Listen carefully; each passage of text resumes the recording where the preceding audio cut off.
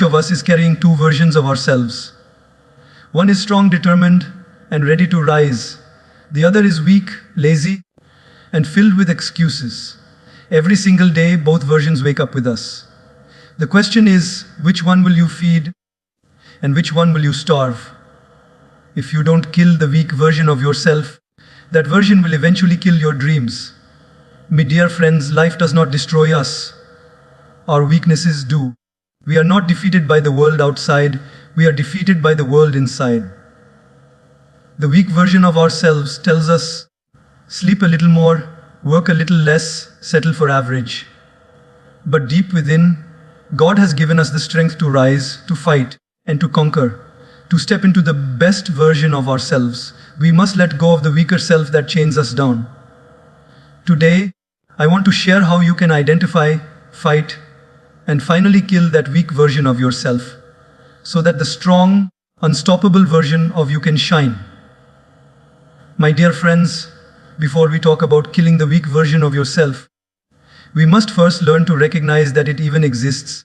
Most people are walking through life not even aware that there are two forces pulling them in completely opposite directions. One version of you is strong, fearless, filled with determination, ready to fight for your dreams, ready to take responsibility for your life. But the other version of you is weak, lazy, constantly making excuses, constantly whispering in your ear that you are not capable, that you should just give up, that comfort is better than growth.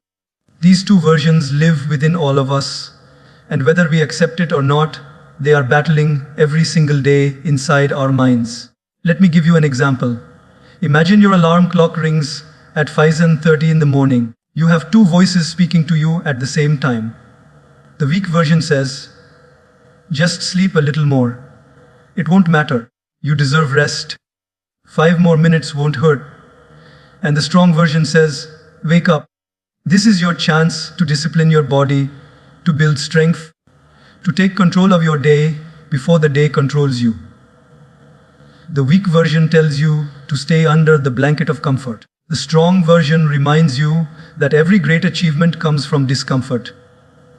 Both voices are equally loud, but only one will decide your destiny, the one you choose to obey. Recognizing these two versions is like recognizing two different people living inside you. One is a coach, one is a thief. The coach pushes you to rise higher, the thief steals your potential. The weak version is not bad because it exists.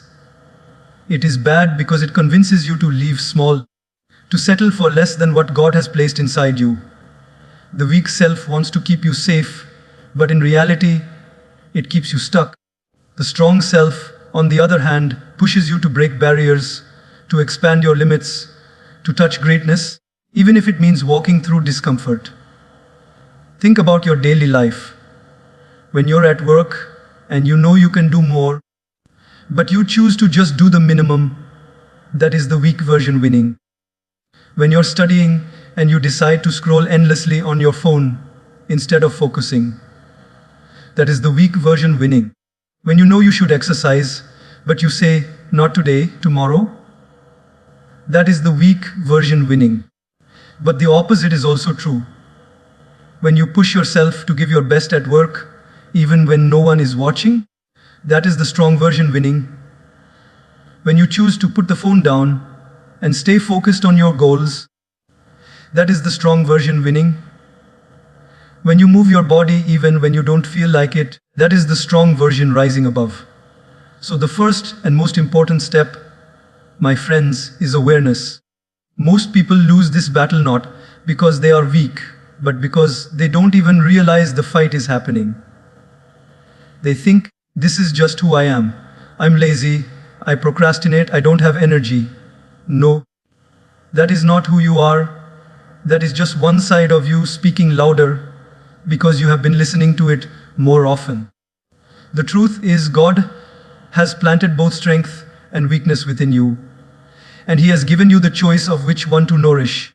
Here's the reality: whichever version you listen to, that version grows stronger. If you constantly obey the weak self, you make it more powerful, and over time, it will dominate your life. But if you start listening to the strong self, even in the smallest decisions, even in the tiniest steps, you give it strength, you give it life, you give it power to guide your future. Recognizing these two selves is like standing at a crossroad every single day. One path is easy, smooth, filled with comfort, but it leads to regret. The other path is steep, difficult, filled with challenges, but it leads to pride, confidence, and growth. Every choice you make, what you eat, how you spend your time, who you surround yourself with, how you treat your body, how you control your thoughts, every choice is a vote for either the weak version or the strong version. So I ask you today, which version are you listening to more? Are you letting the weak self decide your life? Or are you giving the strong self a chance to lead you to greatness? Recognition is power. The moment you realize there are two versions, you begin to take back control. You begin to understand that when excuses come, it's not really you, it's the weak self speaking. And when courage rises, it's not just motivation, it's the strong self trying to take charge. Life will not wait for you to decide. Days will pass, months will pass, years will pass, and one day you will look back and realize which version of yourself you lived with most.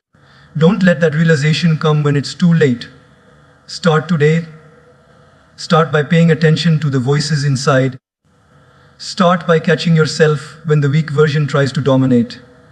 And every time you choose the strong self, even in something as small as waking up on time, you are training yourself to become the person you were meant to be.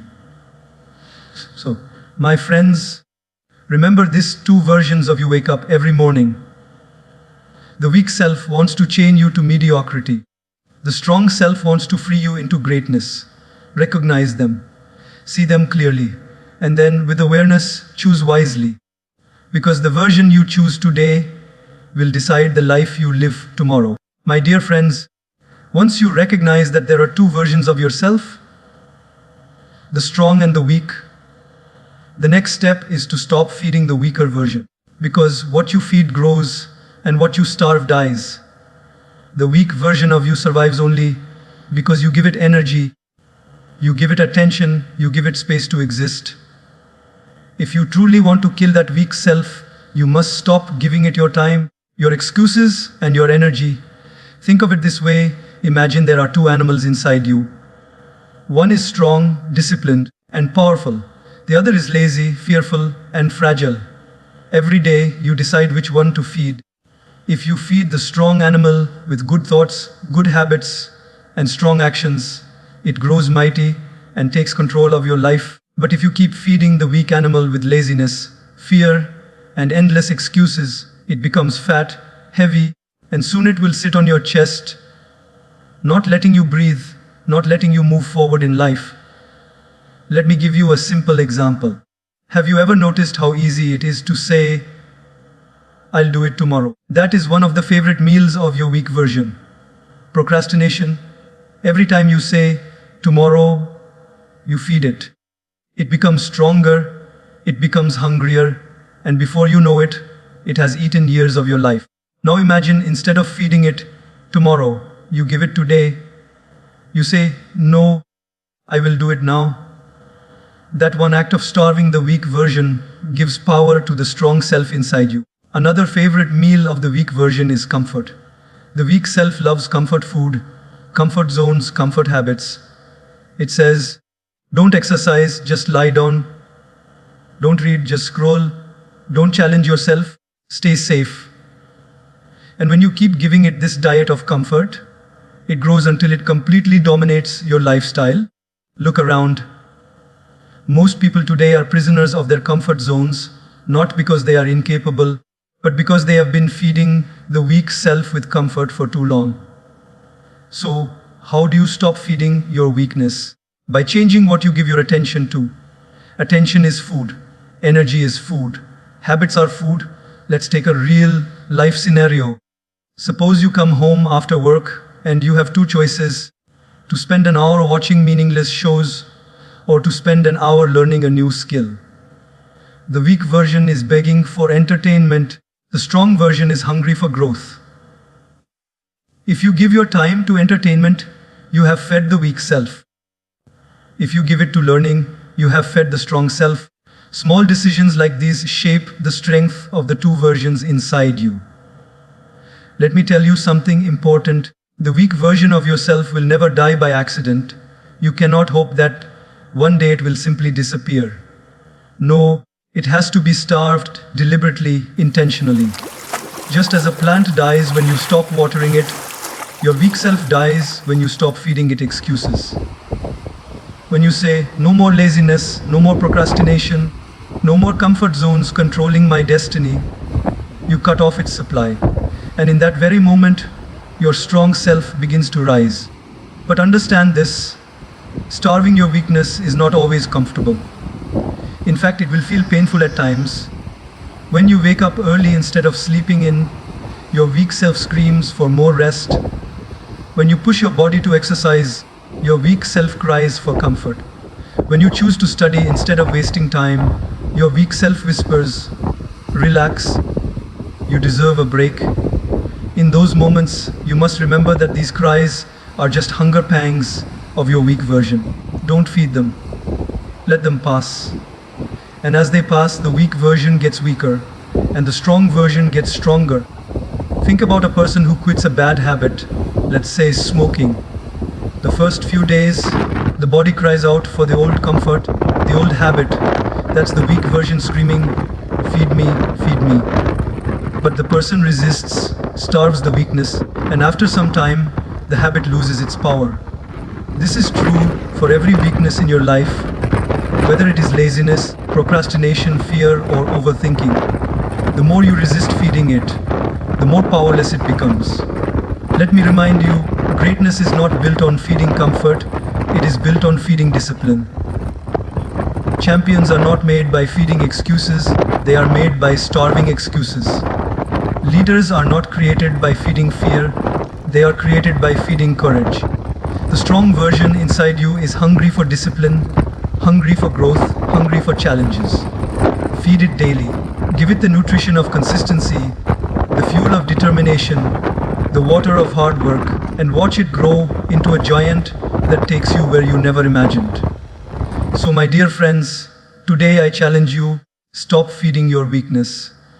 The next time laziness comes knocking, don't give it your energy. The next time procrastination tempts you, don't give it your time. The next time excuses rise, don't give them your belief. Starve them. Let them die.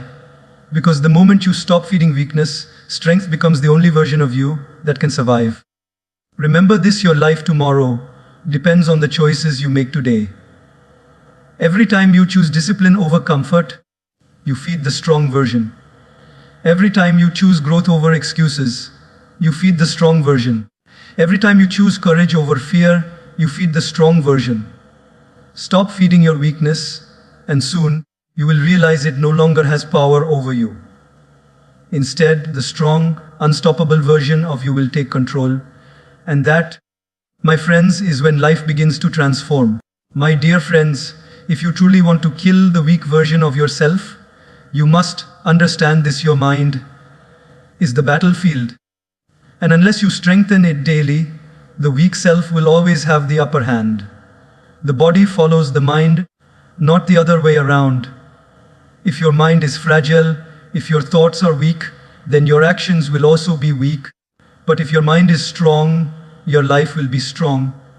Every victory, every success, every breakthrough in life begins in the mind. Think about it. What stops most people from achieving their goals? It's not always a lack of talent or opportunity. It is usually their own thinking. I can't do this. I don't have enough time. What if I fail? What will people say? These thoughts are like chains. And who creates these chains? The weak version of yourself. But here's the good news: chains can be broken. And the tool to break them is a strong mind. Strengthening the mind is not something you do once in a while. It's not something you do only when you feel motivated. It's something you must do every single day, like training a muscle. Just as a bodybuilder lifts weights daily to grow strong, you must lift the weights of discipline. focus, and positive thinking every day to make your mind unshakable. Let me give you an example from daily life. Imagine you are at work and a problem arises. Your weak version will immediately panic. It will say, "This is too hard. I can't handle this. Why me?" But if your mind is strong, it responds differently. It says, "This is a challenge, not a defeat. I will find a solution. I will grow through this." Notice how the same problem can look like a burden to a weak mind, but like an opportunity to a strong mind. That difference, my friends, decides your entire life. So, how do we strengthen the mind? First, by controlling what we feed it. Just like your body cannot grow strong if you keep feeding it junk, your mind cannot grow strong if you keep feeding it negativity. Many of us spend hours consuming gossip, meaningless news, endless scrolling on social media. All of that is food for the weak self. It makes the mind restless, insecure, and distracted. But if you feed your mind uplifting knowledge, positive thoughts, and wisdom, you are strengthening it every single day. Second, we must practice focus. A weak mind is scattered. It wants to do everything but ends up doing nothing. A strong mind is sharp. It knows what it wants and locks in. Think of sunlight. When sunlight is spread out, it warms the skin. But when you focus it through a magnifying glass, it can set fire. That is the power of focus. The weak mind is scattered sunlight. The strong mind is laser fire. Every day you train your focus, you sharpen the mind, and the weak version of yourself loses its grip. Third, we must build resilience through daily practice. The weak self collapses the moment life becomes difficult, but the strong mind endures, adapts, and keeps moving. Life will not always go as planned. You will face setbacks, rejection, loss. The weak version will say, "Give up, it's too hard." The strong mind says, "This is temporary. I will rise again." That resilience does not come by chance. It comes by training the mind to stand tall no matter what storm comes. Let's look at an everyday example. Imagine you are trying to develop a habit, waking up early for instance. The weak mind says, "I'm too tired, just 5 more minutes." But if you train your mind daily with discipline, you start to command it instead of being commanded by it. You say, "No, I choose to rise." The more you practice, the more your mind learns who is in charge. And one day, instead of the alarm waking you up, your mind wakes you up. That is the power of daily strengthening. Remember this truth: your outer life is just a reflection of your inner mind.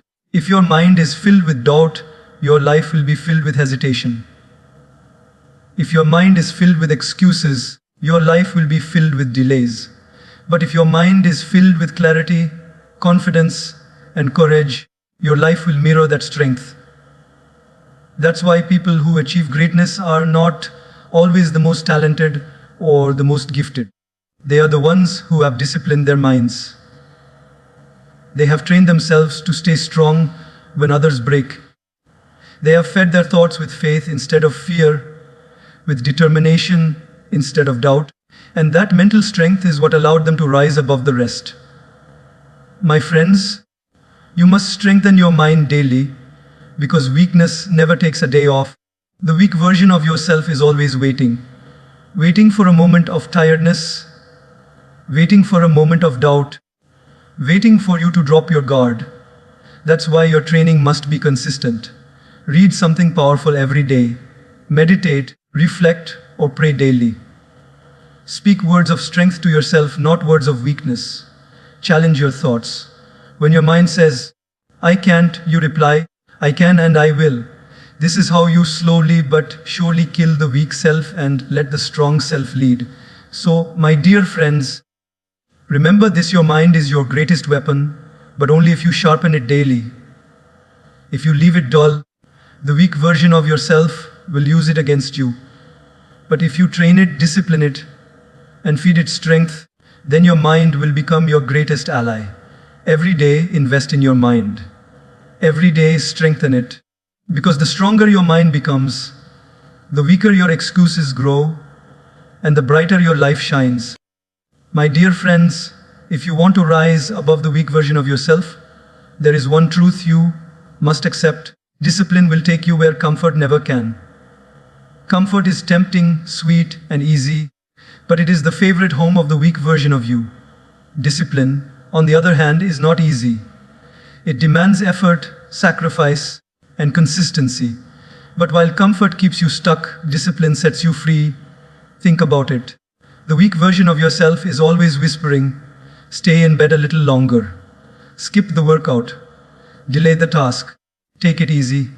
It promises you relaxation, but in the end, it delivers regret. Comfort feels good in the moment, but it steals from your future. Discipline feels hard in the moment, but it builds your future.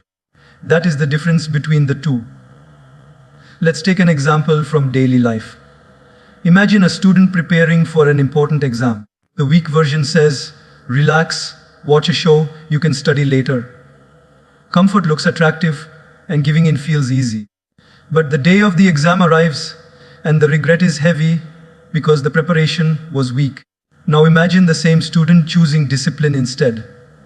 They turn off distractions, sit down, and study daily. It feels hard in the moment, but on the exam day, confidence replaces regret. That's the gift of discipline. Comfort is temporary pleasure. Discipline is long-term pride. Comfort asks, "What feels good now?" Discipline asks, "What will feel good later?"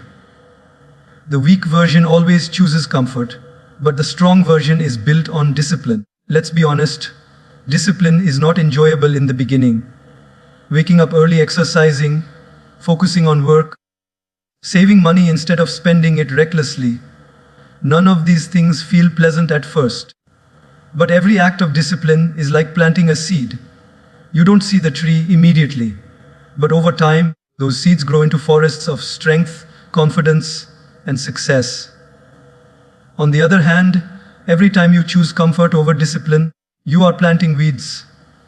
At first, they look harmless, but eventually they choke your entire garden. Look at athletes, leaders, or successful individuals in any field. What separates them is not just talent. Talent without discipline is wasted. What sets them apart is their willingness to choose discipline over comfort again and again. While others sleep, they train. While others complain, they practice. While others settle, they push. Their greatness is not an accident. It is the result of countless disciplined choices stacked together. Let me give you another simple but powerful example: health. The weak self says, "Eat whatever you like, skip exercise, enjoy comfort." It feels good in the moment, but over time the body weakens, energy drops, and even simple tasks feel heavy. The strong self chooses discipline, exercising regularly, eating consciously, taking care of the body. It feels difficult at first, but over time energy grows, confidence shines, and life becomes lighter. Comfort steals health, discipline builds it. Discipline is also about consistency. Anyone can be disciplined for a day or two. But the weak version loves inconsistency. It says, "You worked hard yesterday, relax today." True discipline is about showing up daily, whether you feel like it or not. That is where strength is built, when you act not because you are motivated, but because you are committed. And here is the irony: discipline, which at first feels like restriction, eventually creates freedom. A disciplined person has more control over their life, their time, and their future. A person who always chooses comfort becomes a slave to laziness, to bad habits, to regrets. Freedom does not come from comfort, freedom comes from discipline. Take finances as an example. The weak self says, "Spend money now, enjoy today, don't think of tomorrow." That comfort leads to stress, debt, and worry. The disciplined self says, "Save, invest, plan." That feels hard at first, but it leads to security, peace, and freedom. Do you see the difference? Comfort keeps you trapped, discipline sets you free. The weak version of yourself will always fight against discipline. It will always try to convince you that comfort is better. It will say, "You've done enough, relax." But every time you surrender to comfort, you strengthen the weak version. And every time you choose discipline, Even in small things, you strengthen the strong version. Remember, my friends, discipline is not about punishing yourself. It is about training yourself. Just as an athlete trains the body to become stronger, you train your mind and habits through discipline. The more you practice, the easier it becomes. At first, it feels unnatural. Later, it becomes your nature. Here's the truth: life will give you two pains: the pain of discipline or the pain of regret. One is temporary, the other is permanent. Discipline might hurt now, but regret will hurt forever. The weak self always chooses regret because it avoids short-term discomfort. The strong self accepts the short-term discomfort of discipline in exchange for long-term strength and pride. So today, I ask you, which one will you choose? Every moment of your life, you stand between comfort and discipline. Comfort will keep you where you are. Discipline will take you to where you dream of being. Comfort is the easy choice today. Discipline is the powerful choice for tomorrow. My dear friends, remember this: discipline is the bridge between who you are and who you want to be. If you want to kill the weak version of yourself, stop worshipping comfort and start embracing discipline. The path is not easy, but it is worth it. Because at the end of the day, discipline will give you a life that comfort never could.